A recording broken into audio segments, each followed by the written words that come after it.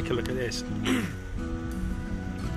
This is just the mud flow down this dirt track. Let's fly up it like it's a river. So we're going upstream. You can see where all the fallouts are going up this area, right? Get my boots off it so we'll fly back down it too. You can see where all the deposits are coming down here. All the friction points, as Chris from Bogus Prospecting put it.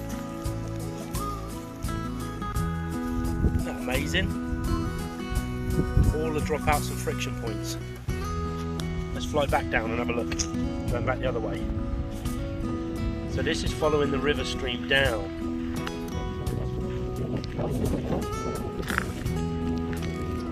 Narrowing, deposits, friction, dropouts both sides where it's narrow, it's widened out. Different channels. The bars in the middle. That's pretty cool.